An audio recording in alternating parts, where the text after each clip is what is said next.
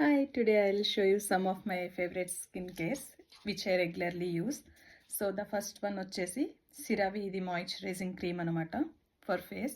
చాలా light and చాలా బాగుంటుంది.